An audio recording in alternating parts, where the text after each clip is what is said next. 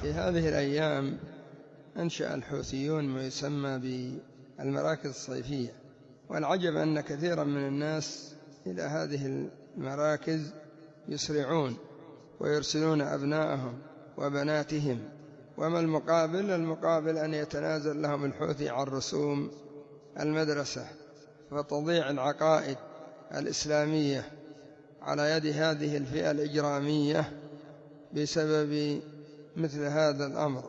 فهؤلاء الآباء والأمهات والأولياء الذين يرسلون أبنائهم لهذا المقصد خونة وغشاشون وغير مؤتمنين على دين الله عز وجل، ولا على أبنائهم ولا على من تحت رعايتهم.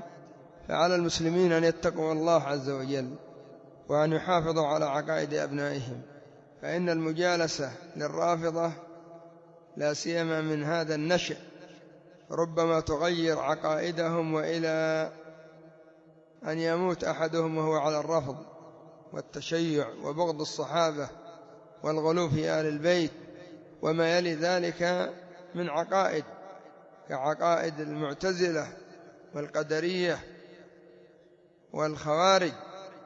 فإن الرافضة دين يجمع هذه العقائد وغيرها. فيا عباد الله، اتقوا الله في أبنائكم، واتقوا الله في بناتكم، واتقوا الله في أنفسكم، وحافظوا على دينكم، فهو رأس المال وبه سعادة الدارين. فأين تذهبون؟ ما هذه المسارعة؟ فترى الذين في قلوبهم مرض يسارعون فيهم، يقولون نخشى أن تصيبنا دائرة، يخافون على أموالهم، على مناصبهم، على وظائفهم، فيسارعون في الحوثي. عسى الله أن يأتي بالفتح. اثبتوا على دينكم وانتظروا فرج الله، عسى الله أن يأتي بالفتح وأمر من عنده. أترضون بسب أبي بكر وعمر؟ أترضون باتهام عائشة بما برأها الله منه؟ أترضون بنفي ما ثبت في القرآن وفي سنة النبي عليه الصلاة والسلام من إثبات ما يتعلق بالقبر وما فيه من النعيم والعذاب ورؤية الله يوم القيامة والحوض والميزان والصراط والإيمان بالقدر؟ كل هذا يخالفه الرافضة، فتلقون فلذات أكبادكم إلى هؤلاء يلوثونهم. حسبنا الله ونعم الوكيل. وأيضا من يدعو إلى بذل الأموال لمثل هذه الاجتماعات، يدعو إلى دعم الزور، والله لدعوتك إلى معاونة الزناه والزواني مع فجورهم ومع إثمك أهون عند الله من دعوتك إلى إعانة الرافضة على نشر الرفض، على نشر الوثنية، على نشر الإلحاد.